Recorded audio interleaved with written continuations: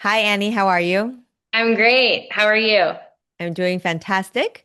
I'm here with Annie Adamson, founder of Primal Child, and I'm going to start with your bio. Okay, great. Annie Adamson is a mother of four, a clinical herbalist, and a somatic practitioner. For over 20 years, she has worked with families inside their homes, observing real life patterns and dynamics. What she teaches moves beyond standard parenting advice to provide a framework that integrates nervous system science, ancestral rhythm, and development understanding.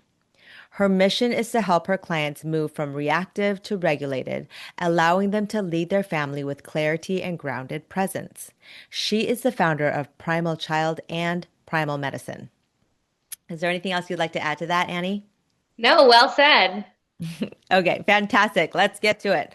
Let's Okay. talk about potty literacy and just the overall perception of the child. I want to start with one thing that you stated before. Your child was never waiting to be ready. The diaper was teaching them not to be. Can you please talk about that more? Yes. Yeah. So I get that's the most common thing I get in my DMs and, on calls and things like that is like, I just don't think my child is ready. Right. And readiness was actually created as a slogan through the big diaper companies, through Pampers, through a whole outreach network, working with pediatricians to claim readiness. Whereas if you look back even 50 years, that wasn't the case. No one was talking about readiness. 50 years ago, we had a very different diaper situation. It was cloth, and the children were potty trained in US and Europe, UK, most countries by 13 to 18 months. And then once the wicking away diaper industry came and said, well, we need to wait for your child to be ready, they knew they could sell more diapers with this slogan. What? Yeah. Oh my gosh.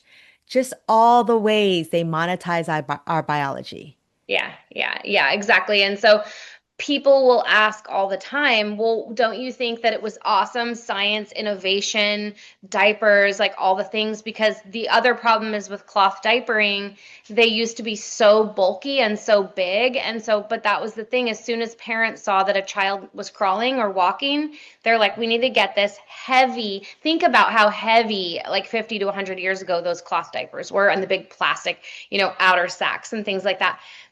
And then the parents and the grandmas knew you just get a pot and then you put them on it and they pee. And then eventually I talked to my grandma about this. She was 99. She passed away last year. And I said, do you remember anything in your day and age about potty training as I was getting ready to write my book? And she was like, well, the kids would pee into their tights and down their shoes sometimes. And that was that. They did it a couple times and then they didn't.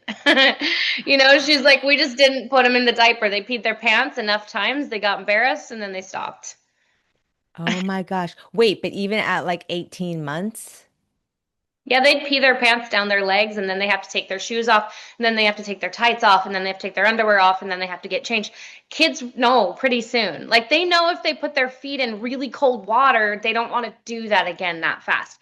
They know if Mhm. they touch a hot stove at 18 months, if they touch it again, they learn fast. If they touch that hot stove, they know that it's hot. Even at 9, 10 months, they crawl over to the hot stove and they know it's hot. And they know they learn a ledge, they learn not to fall off, they learn to crawl and turn around backwards and get down.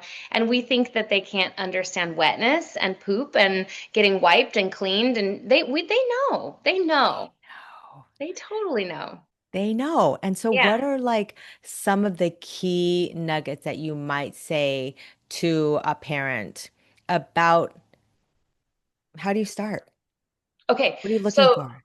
you're not looking for them to tell you. That is the number one thing. If we're waiting for the child to be ready to say, I need to go pee, Mhm. they're going to be 3. Uh-huh. My son right now is 2 months, 2 years and 3 months. He just now started saying he needs to go pee only after I ask him because we just started practicing. Do you need to go pee? He says no. And then I say, remember what we practice. Oh, yes, mommy, I will try. Right. And so Mm. now, but that's taken, we've been potty training since 6 months. Did he tell me? No, it's his temperament. Did my girls tell me? They told me more because they were just different temperaments. And So the biggest thing is if you're waiting for your child to tell you that you need to go that they need to go potty, that isn't where we start. What potty do we buy? That isn't where we start. What underwear do we buy? That isn't where we start. Where do we start? Okay. It's actually not what is told. And I don't think anyone is doing this in the potty training world. But the first place that you start is with more bare bum time and actually bare bum time on various surfaces that are cold and warm and scratchy and bumpy.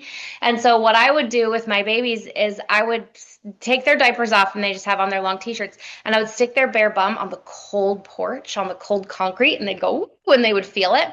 Or on the warm rocks or on the warm sidewalk or a little bit of the scratchy grass because Mhm. the bottom has a lot of sensation and Mhm.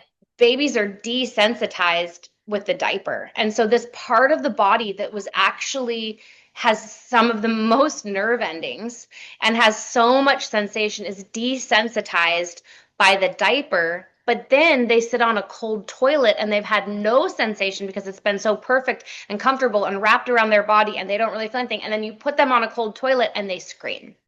Mhm. Right. Okay. And Yeah. so you start with taking the diaper off and you give them bare bum time. And like if I can lift up, and we have a mat right here, which is from a House of Noah. We've had this mat since he was born, and that's wipeable. It's a wipeable mat. Like the whole thing is padded and it wipes down, and you have different floors. And so we spent most of our time, even when he could walk and crawl, we hang out on that mat with our books and flashcards and different things and we're doing the map and we've had multiple peas on there and we wipe it up. There's also a spray bottle and a rag. And now he knows he's older now, but I mean, even 4 or 5 months ago, if he did pee through his undies, he would go, "Oh, I'm wet," and we would try to get them off, and he would grab the spray bottle and help wipe it up. Okay. And then at that point, when he's wet, do you say, "Oh, you're wet," and then you put him on the toilet? No, No. It's just wet. I don't put children on the toilet unless they're half peers and they're older and we know that they're half peeing. And so if we say, "Oh, I see you're wet," or as they're peeing, which is so great, if you can catch them peeing in the moment, you can go, "Oh, look, you're peeing down your legs. Can you see you're peeing through your underwear? Look and see. Can you feel that? That's wet." And then you go, "Next time, let's pee in the potty." So you always correct it. Mm-hmm. Always. Every single Mm-hmm. time without shame, without any energy behind it. But we go, "Next time, let's pee in the potty."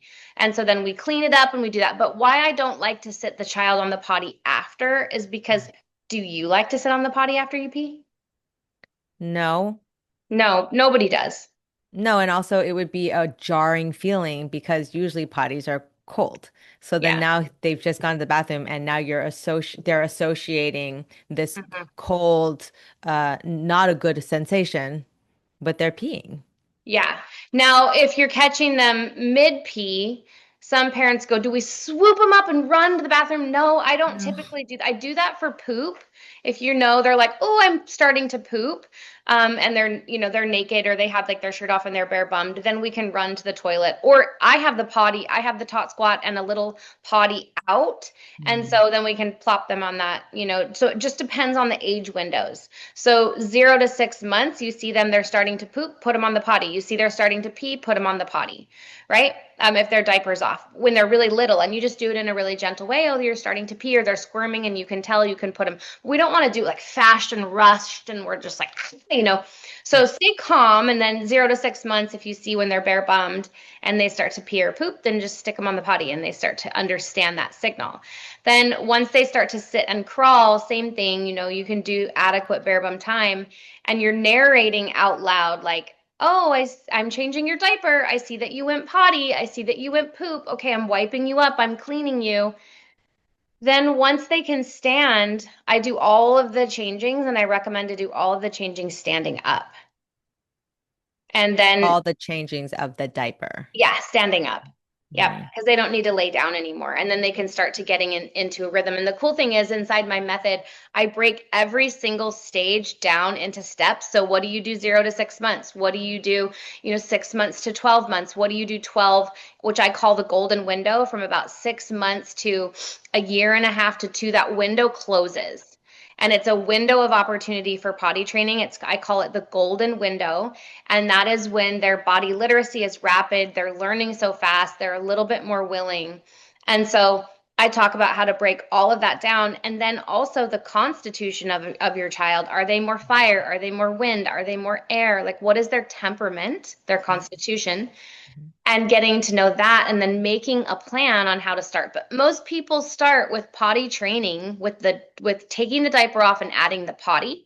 And I say there's actually a pre-potty training phase that starts from birth all the way through until you as a family are ready. Not the child, but when you as a family are ready. Wow, because the whole family system is connected. Yeah. And so when you talk about your program, is your program online? Is it a book that people buy, or is it both? Yeah, so I have two 90-minute master classes. One is Ditch the Diapers, which is awesome for summer. And then we also have a 90-minute master class where I'm talking to a lot of parents, gathering their questions. And then I wrote a book this year. So that book is in there. It's printable with scripts for daycare and grandma and different family things. I break down all the constitution of the child and how to start and how to move through it. And then I have 10 videos that are only like 7 to 10 minutes long on what potty do I buy, what underwear do I buy, all of that. And it's only $25. Amazing. Yeah. That's amazing. I Yeah. mean, that's so worth it. Now, you're saying that this is good for like grandparents and like daycare and stuff. Do you think that there is an opportunity if somebody were to take this on to take your master classes and, download your book? Because sometimes daycares don't allow children to participate if they haven't been potty trained yet. But is Yeah. there an opportunity for daycares to actually embody your principles and be able to help a family help their child gain potty literacy? Yeah, it depends on the school. And also, Levi has gone to two different preschools in his 2 years. And the first one was a Montessori school, a really small one. And Meg, the owner, was amazing. And with Montessori, they get it.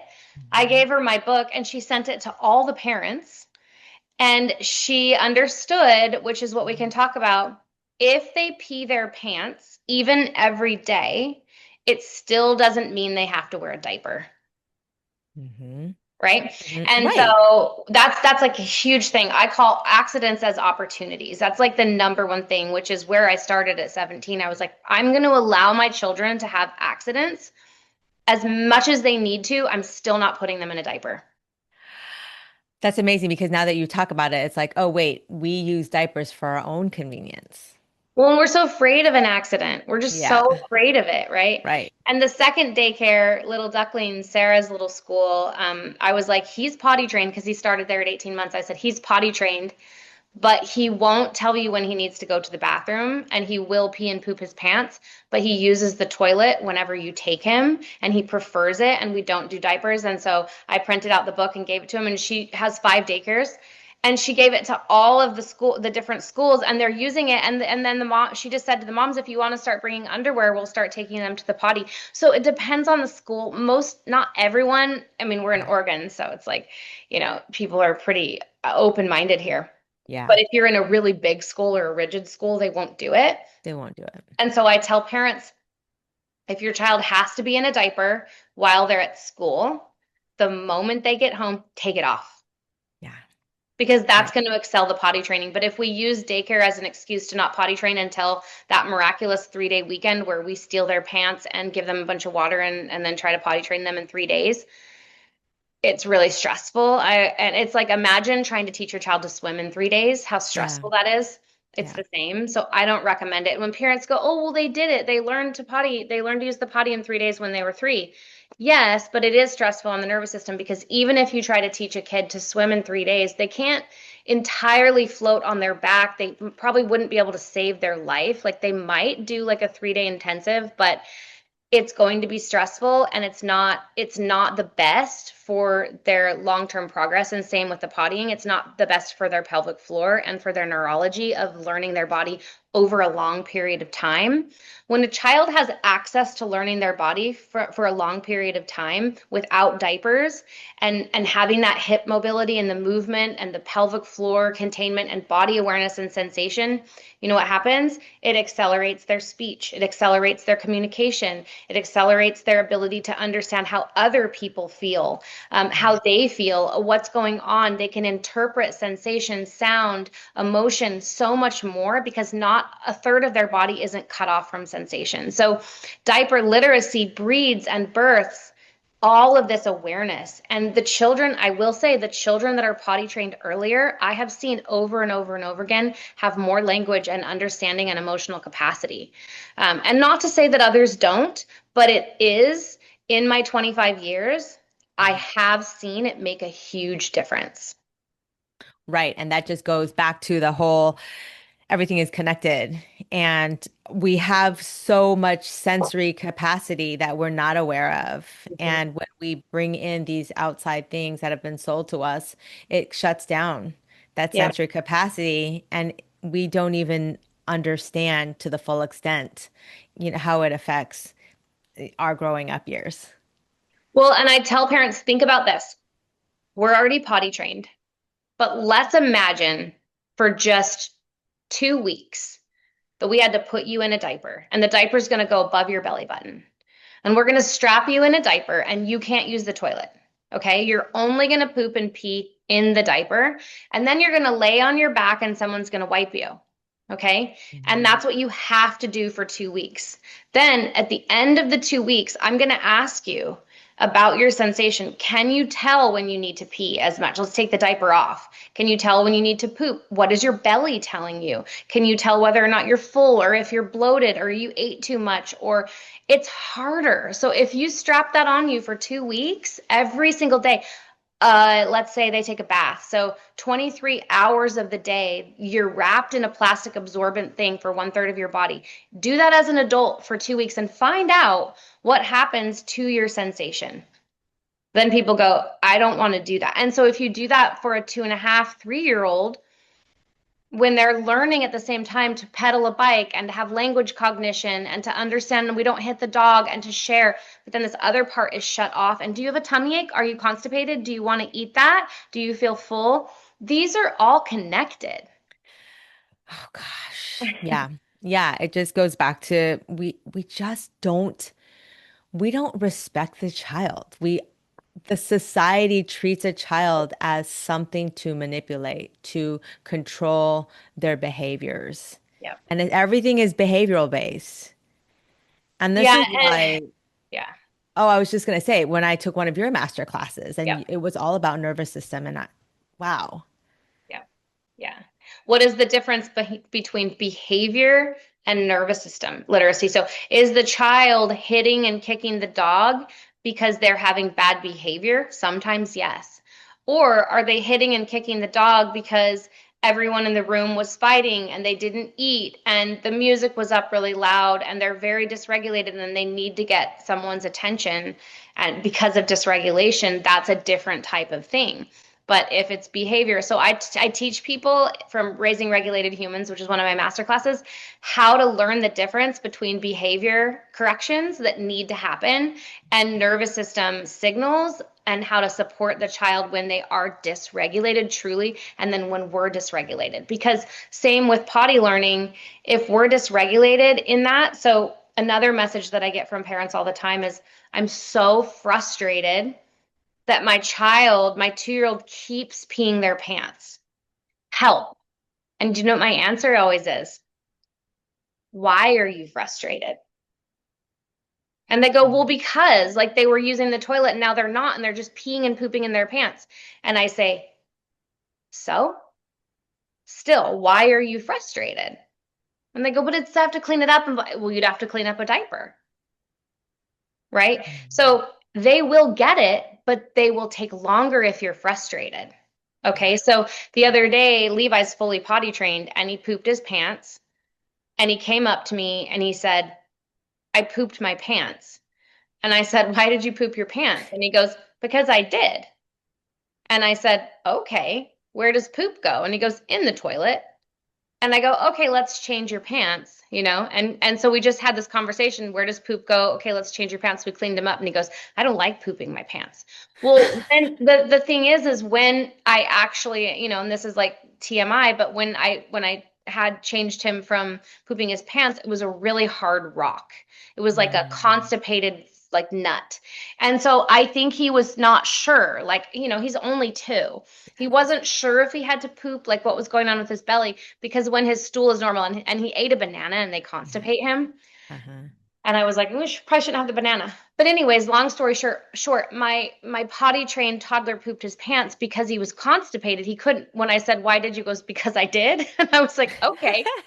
Well, it was because he was constipated, and then we said, "Okay, it goes in the toilet." And then I talked to him about it, and I said, "I think you pooped your pants because you were constipated because you ate the banana." So we had a whole conversation about the banana hurting his tummy, not really about pooping his pants.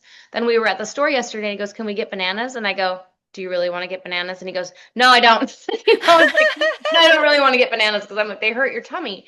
And so they learn through these processes. It doesn't have to be shameful. We always have a conversation about it. And because we've been talking about what is happening with his pottying since he was like 4 months old, I mean, on his first birthday, he could speak like 20 words, you know? And Right. so it is such a fun process because I've potty trained all 4 of my children by their first Mhm. birthday. This last child who has a lot of fire has had more accidents than any of them. He's taken a longer time to really get it, but it's his temperament. He's busy. And so if you have busy children, if you have fire Mhm. children, if they're just all over the place and they have lots of energy, I still say even if they pee their pants multiple times a day, I still don't think it's a reason to strap them in a diaper because they will get it. They will Yeah. get it. I promise you they will get it. And sometimes the diaper is okay for sleep and transitions and car rides and nighttime, especially if they're still nursing and the diaper's full. Nighttime diapering, nighttime potty training is a whole different category. I do Mhm. that after the daytime is down and that they're telling you and they're waking up dry. There's just like different reasons for that. But I am so unafraid and completely unbothered by accidents because I think that they are the missing opportunity to potty learn. That is extraordinary. It takes an extraordinary human to say that and be in that place of I absolutely embrace accidents, Yeah. right? Yeah. It's a whole different way of being. And also what you're describing, where you're having conversations with him, Levi, about his body and why he pooped and why you thought, and the fact that you both kind of said, okay, no to bananas, but it was his choice because you Yeah. reminded him. It's such an opportunity. This potty literacy is such an opportunity for parents to help their children get connected with their body. And even if we're not in that mindset because we weren't raised that way, just my intention of helping my child learn, perhaps it could help me also be like, wait a minute, when I eat that, that bothers me. And Mhm. then I'm gonna pause and maybe I won't eat that. Yeah. Yeah, like it hurts my stomach or I get a stomach ache or I get bloated. Like if I drink all weekend, my stomach hurts the next day. It's like yeah, Yeah.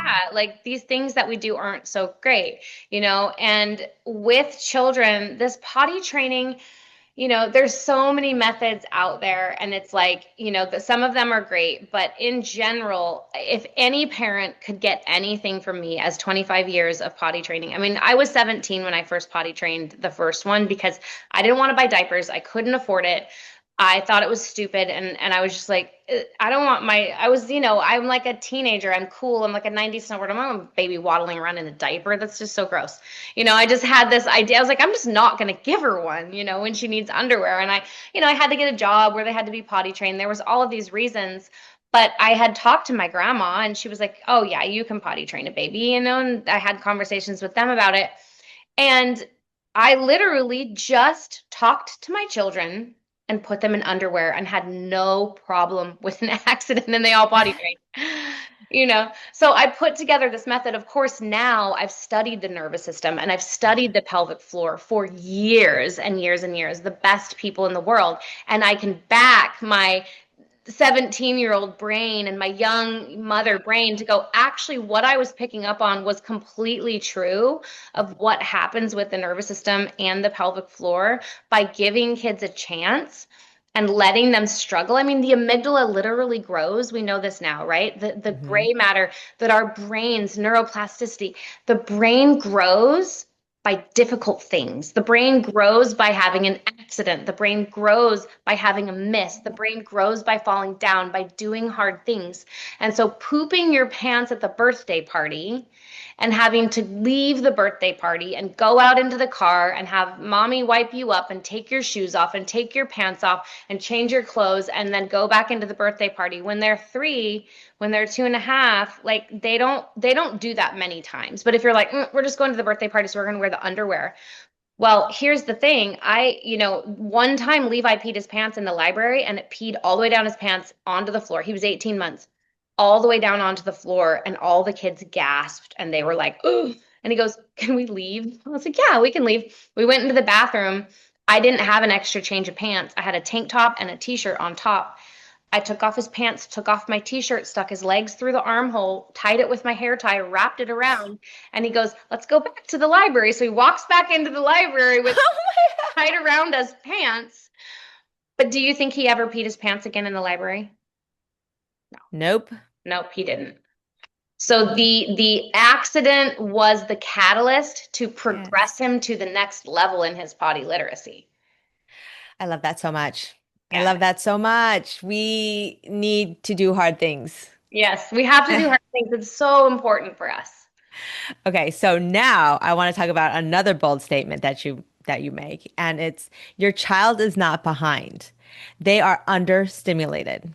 Yeah. Those are completely different problems with completely different situations. Okay. I mean, different solutions. Okay. So I'm asking when you make that statement, are you referring just to elimination communication, or do you think this applies to child development? Because I think it applies to child development in today's Yeah. society. Yeah.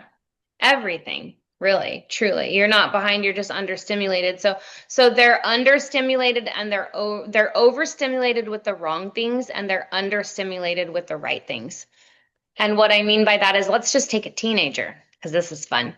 So you take a teenager who's 16, they don't want to do the dishes. They don't want to pick up their things. They don't want, but they do want to be on their phone and they do want to do these things, so they can get overstimulated, but then they get understimulated by the chores and the jobs and the things they need to do. Then suddenly they have to drive and get a job and all these things. And they're just like, ah, so we have to take away the distraction. And this is a big reason why, like, my kids do a lot of chores. They do a lot of chores and they do hard chores. Um, and the reason for that is because they need to be stimulated by challenge. Hmm. And so we have to distract them from the devices that they all have. And right now, my son is 16. He got a job, a farm job, and he's working doing really hard things. And they hired him, paying him really well, like $25 an hour as a 16-year-old boy. And he just got his license. And the driver was the person that did the driving test was like, he's a really good driver. And I said to Tabor, I said, what happened? You did a really good job. He goes, I just locked in, I just focused. I just locked in. But if he has the choice to just be on his phone and on his device and not do the chores, he'll choose that, Of right? course. Yeah. And so with children as well, with toddlers, they will choose something that is not so great for them to repeat, whether it's an iPad or it's getting into mischief or it's messing with the dog food or putting their hands in the toilet bowl. And they'll choose something, that is there's something to learn about it. But as soon as we give them an iPad or a device, they overstimulate and they understimulate. But like you guys can see behind me, there's a map, right? Yep. Levi's Hmm. two. Levi's two, and he knows every single one of these. I can say, go find Texas, go find New York, whatever. He can go point to Hmm. it. He can say them, and we can talk about them. This is on the wall because that's the type of stimulation. So we sit down and we talk about the map. We talk about the world. Where does Uncle Bobby live? I say, go pull a card, pull 75. We talk about it. Those are the kinds of ways we want to stimulate versus just, you know, busy work. And even Right. open-ended toys, like, if we only had the seven dwarves down and open-ended toys and doing pretend, that's fine. But you can see they're on my shelf. They're up. So that Yeah. when it's open-ended time, we can pull them down. What color is their jacket? How many of them are there? We can count them. And you don't have to do a lot. You have to do it all day because parents are like, oh, yeah, yeah, Annie, whatever, you work from home. I'm talking about 15 minutes at the end of Yeah. the day. I'm talking about like in the morning when you wake up and they're still waking up, you grab a book, you do the map, you play with the flashcards. I have Doman flashcards, and you stimulate because otherwise they will be understimulated by challenges of the brain, Hmm. and they will go to the thing that's the most comfortable, like crashing their cars into each other over and over again. And you're like, oh, they're having fun. They're just playing. They're crashing their cars into each other. Or they're doing their block stack over and over again. Great. But let's challenge them. Let's Hmm. challenge that understimulation because they can fall into pretend land or just repetitive tasks, and we're not progressing their brain. So I ask myself every day, especially in these windows, whether or not they're 16 or they're 2, what can we do, even if it's small bits, to challenge the brain and do something hard? And I'm doing this right now, like at 40 years old, like I'm challenging my brain, learning things that are really hard for me, like really hard tasks, that are like, Claude and just different funnels and things online. And I'm researching and reading things and trying to learn things that are hard for me that I would say Yeah. I'm not good at. So find the thing for your child that you think they're not really very good at, right? They don't tend to do, and really bring it into the things they love. So if they do love the cars and that's all they want to play with, count the cars, stack the cars, what color are the cars, and bring in more challenge to the thing they already like. And so that's the same thing. Why does the potty not work? It's because we're Mhm. not bringing it into the things that they're already doing and that they like. We try to put so much attention on the potty that Yeah. it becomes a distraction from the things that they like to do. And certain temperaments won't want to sit on the potty, you know? Right. Yeah. So I tell Yeah. parents, I like to use this example with toothbrushing. So if you have a kid that won't brush their teeth, I'm going to give you a free trick. And I apply this to everything. So if your child won't brush their teeth, go buy yourself a brand new toothbrush and a color that they would like, rainbow, sparkly, and some really cool toothpaste. Buy it for yourself and bring it home and start talking about your toothbrush and be like, oh my gosh, I love this toothbrush. I got a new toothbrush. It's so good. My toothpaste, and brush your teeth and sing and pretend to call your friend. You're like, they're 2. And you're like, I got this new toothbrush. It's so amazing. And you like go on about your toothbrush. You never say anything to your child about the toothbrush. Well, guess what? Within not that long, they're going to say, can I try your toothbrush? I love that. That is a great hack. Yeah. That's so fun. So fun. And I do it with food. I do it with food too. So if you have a kid that is not eating at the table and they're Yeah. throwing their food off the table and they don't want to eat, and you're like, 5 more bites, 1 more bite, Yeah. you're probably feeding them first. Hmm. Okay. Hmm. Parents sit down and they feed their children first. I Yeah. get it. They're hungry.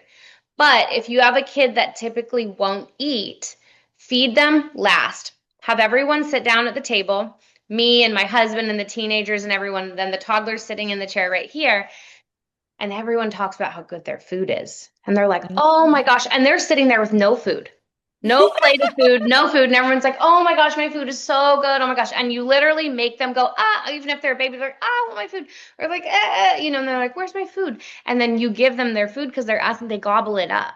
My Yeah. gosh, genius. No one thinks about that. Everyone's so focused on the child and getting the So child focused to on the eat. show. And if Yeah. you think about it, it's like how boring is it to like sit in a chair and nobody else is eating Yeah. and Nobody else you're is like eating. having to eat all this stuff. Yeah, and we're shoving it in their mouth and we're telling them 5 more bites and things like that. Yeah. Of course, I've done that with my kids, but honestly, when I go to a restaurant and they're like, should we bring the kids food first? I say, no, please don't. Bring it last, and we can play outside and that usually will switch off or whatever, but I don't really like to bring their food first because then they're done and you're trying to eat. So for the Right. moms, that's a really good hack. And so the potty, the reason I bring up the food and the toothbrush situation is it's the same with the potty. So if your child won't sit on the potty, stop making it about their potty and Yeah. you talk about your potty and how much you got new toilet paper and you love your potty, clean your potty, go in there and sit on your potty. You love to go to the bathroom. I need to go to the bathroom. And everyone in the family makes the potty thing like they're so excited about it and nobody talks to the Perfect. child about it.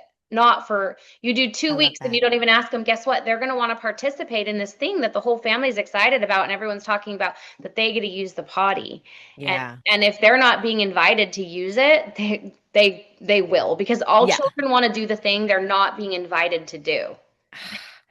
Genius. Genius. I love that. Okay, so previously I mentioned that I participated in your master class, where you talked about the difference between a behavior and a dysregulated nervous system. You had so many tips. So can you share a little bit, like a couple of tips for parents that would help them kind of determine between the two? Yeah, I mean, it's if anyone really wants the whole masterclass, it's free, so we can get them that too. Perfect. But, understanding our nervous system and when things really hit us, like let's say the child pees their pants, if it starts with us, with the nervous system.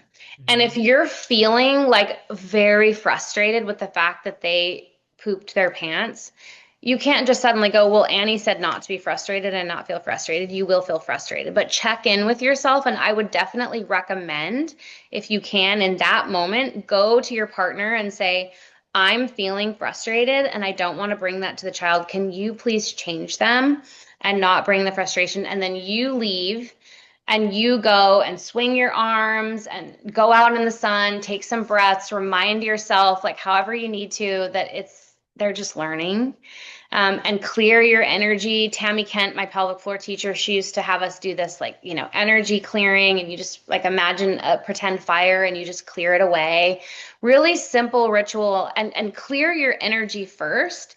And then when you approach your child, you can do it differently. And if you do lose your patience, because we always do, and we get upset. Recently, I just got upset with Levi for something. I think it was because he wouldn't nap. And I just remember getting really upset. And he goes, "Don't shout at me." And I was like, "Oh my gosh, I shouted at him." And then I looked at him and I said, "I really should not shout at you. I'm very sorry. Very sorry that I shouted at you." And like 2 days later, he goes, "You're sorry you shouted at me." And I was like, "I am Yeah. sorry. Like, remember when you hit Clover and it didn't feel good and you said sorry? Sometimes we do that." And I said, "I really feel sorry. Like I Yeah. shouted at you." And so they learn about our nervous system. So the thing is check in with yourself. And when we mess up, is to truly make a repair, to Yeah. truly model that for our child, to go, "Oh gosh, I shouted at daddy," or "I yelled at the dogs, they were being so bad. I'm sorry." Like that's not fun. And to make those repairs, because life is about repairs and Yeah. it's about apologizing and repairs and making amends, not perfection. Potty training is not perfection. The nervous system is not perfection. It's learning ourself and learning how we react to things and what make us tick when we need breaks and when we need to make amends and how we can do things differently. If we know something is going to really get us, Hmm. pause, right? Collect ourselves. And that's why I say you have to move your body. You need to take good care of yourself. You need to get good sleep. And you don't need an hour and a half class. You can have 15 minutes of moving your body that's like going to reset everything. And then with the nervous system, with a child with behavior, I always tell parents, if you're constantly correcting the behavior, the whining and the hitting and the things like that, there is something deeper going on with the child. Hmm. And we need to get to the root of it. Is it you? Are you distracted? Are you not giving them enough one-to-one time? Do they have a bellyache? Are they constipated? Because if there's a temperament thing that's happening over and over again, like every day they're whining, if they're pulling on you, if they're hitting the dog every day, there's something underlying, you Yes. know? Whereas if it's a behavior and they're sitting at the table and everything's going fine and they suddenly just take brother's cup and knock it over or whatever, you're like, "Whoa, bud, you need to really control your hands. Like, did you see that? Okay, now let's get the washcloth, wipe it up." Right? You Yeah. need to clean it up. That was kind of big body move. Now we made a mess. Let's clean it up, and so then we correct it. Now, if they did that every day, we would Hmm. start to know there's something about mealtime that's dysregulating them, and they're feeling like they need to knock the cup over to get attention. But if it sometimes is a bad behavior, we correct the behavior right away, and we don't need a therapy session about it. That's what Brat Buster, I love her parenting advice. The Brat Buster, I don't know if you know her, but she's I don't older know and that. she's amazing. And she always talks about that, to approach the situation with the child in just really level-headed and mature way. And, oh, you hit the dog, I'll take that. And you just walk away. Yeah, You not a know? problem. It's Yeah, not a and you don't problem. have to go back and be like, you know what, you hit the dog, and because you hit the dog, you're not getting a popsicle, and because you're not getting popsicle, you're going, you just go on and Right. on. The 2-year-old sitting there going, what are they saying? It's like wah wah wah wah wah wah. Yeah. So it is truly us. And that I think this is why I love potty training so much, is because in this window of raising our children, we learn so much about ourselves, and you have a chance to connect with your child and to make repairs that maybe had happened with your childhood: frustration, anger, annoyance, dysregulation, distraction, disassociation, and to learn one's body and to do it in a connected, respectful, way Mhm. that builds autonomy and vocabulary and body sense and body love. It's really cool because that is the fundamentals of the core chakra, the pelvic floor. It sets Yes. us up for so much more connection in our future. Oh gosh, everything you've described and everything that you talked about just sounds so beautiful, so enlivening, so rich. Um, Tell me a little bit more about primal medicine because primal child is about the child, but like, what is primal medicine, which is also your business? Yeah. Yeah. So primal medicine, I certify and train women to become healthcare practitioners. So clinical herbalists, family health support. And so I run like a 2-year training certification on that through primal medicine. And they become a primal medicine wellness practitioner running high level signature programs for health. Like we do tiny health for kids and moms, and, healing all sorts of things from the nervous system to the physical to even labs. So they can take my training for that. And then that funnels into the Wellness Collective. So in the Wellness Collective, I have over 500 videos on movement, breath work, somatics, nervous system, master classes on raising regulated humans. What do we do with a fever? How do we handle RSV? What is a cough? What type of cough? What is the constitution of the cough? Is it cold, hot, wet, dry? So I have this program where you can come in as a mom or as a practitioner, and you can have access to all of the classes, the master classes, my recipes, my broth, my chicken feet, everything that I've put together into one space. It's not a Wow. training, but it's a space where you can come in and learn to have the literacy as a parent that you need at a PhD level. Amazing. That's amazing. And I think that people, if anyone's thinking about having a child, Yeah. the collective would be perfect to join because you want all of this information before you have your child Hmm. so that you aren't dysregulated, so you aren't confused. You can actually go in and know that you can address any symptom that your child may be having. Yeah, and for yourself, because I have, again, over 300 yoga classes in my style, Primal Vinyasa. So Primal Vinyasa, Primal Fit, prenatal, postnatal, pelvic floor health and repair. So all the moms come in and they take these yoga classes from me and various teachers that are amazing and well trained. I have Primal Vinyasa teachers all over the world. And so they teach the classes in there too. And so they can choose a yoga class, and they can also open it up and make a grain-free shortbread cookie for the birthday because it's all in one spot. Amazing. I Yeah. love it. Yeah. Primalvinyasayoga.com. So it is, if they go to my Instagram, which is primal under like the underscore child, they Uh-huh. can click that link in my bio and everything is right there. Oh my gosh, Or they perfect. can just Google my name and they'll find everything too. Yeah, Yeah. yeah. Is there intention to actually have like an app, a phone app eventually? Probably. There's actually somebody keeps emailing me. I've had like an email every day this week. They're like, "We'll build you an app. We'll build you an app. We'll build you." It's so funny I that you asked mean, that. They're like, we will build you an app. And I'm like, I'm in the middle of migrating from Kajabi to Go High Level.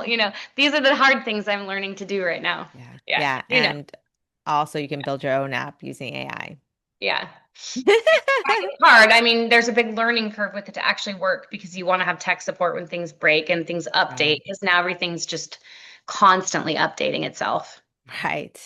Right. And that's the thing about the human child that's growing. It's constantly updating itself and changing all Yes. the time. Yes, All it's the time, true. every day, you're like, we thought we liked blueberries. I just Yeah. bought you 2 cases of them. Now you don't like them anymore. Yeah, yeah. I just had that experience with my daughter because for the longest time she didn't like coconut. She didn't like coconut flavored anything, and all of a sudden now she loves coconut. Yeah. Yep.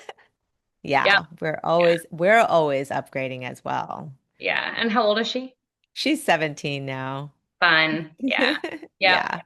Yeah. It doesn't matter what stage because I have a 6-month-old granddaughter, a 2-year-old son, a 16-year-old son, a 22-year-old daughter, and a 27-year-old daughter. So I'm parenting in every window. Yesterday, I just went over to my daughter's house and we made Poppy Lou's very first food, which is chicken feet. And she was like, send me a voice note on why are we starting with chicken feet? And I'm like, well, it mirrors mother's milk and the glycine and the collagen. What? Yeah, so we went into this and we made a video on how to make a chicken foot jelly because you give them the jelly of the chicken Hmm. feet. Hmm. And she's going to post about it because, it's just really fun. Like, why are we not starting with sweet potatoes or avocado or something? And so Right. the chicken foot jelly. So I'm like, I'm teaching my daughter all the way through this loop for the 6 week, 6 month old, like, what is her first food? And she's like, do you have a guide for baby's first food? I'm like, yeah, it's only $7. You can send it to all your friends. Yes. Oh my gosh, how amazing. Yeah. That was another thing that just made me really kind of, I was drawn to you because of your story that you have kids at those different decades Yeah. and just all the learning. And now that you're a grandmother, gosh, it's Yeah. like come full circle. It's amazing. Full circle. And like they all need something every day differently. Gosh. Yeah. Oh gosh, we're so lucky. We're so lucky that you're so dynamic that you've created this website that holds so much information for people to live differently and in a way that's sovereign. Thank you. Yeah, and I'll send you a special link for anyone that's listening to this where they can get into the collective. It's normally 77, but I can give them a link to get in for $55 if they want to come and join. It's endless fun in Perfect. there. And then also the link for the $25 potty training guide where you get everything. Oh, Yeah, so your perfect. your people can have those discounts. Thank you. Thank you, Yeah. Annie. Well, Yeah. is there anything else you'd like to add before we end our time together? I don't think so. I think that I love the questions you asked and how you tied everything back to the nervous system because really it is. And we can actually learn to be a little less bothered by some of the things that don't matter so much. And I just encourage you if you're in the potty learning phase, don't start with the potty, just start with the body awareness and take your time and just really don't be bothered by the accidents. It's not that big of a deal. They will learn. They really will. Yeah, and they'll be Yeah. better humans for it, and Mhm. so will you. Yeah. And I love that tagline. Don't start with the potty, start with the body. I know. I never said that before. That's amazing. All right, thank I'll you have to so make a much. video on that one. Yes, please, Yeah. please. Just Yeah. a short Instagram reel. Yeah. All right, thank you. All right. I'm sure Thanks I'll for talk to listening. you soon. Okay. All right. Bye. Bye.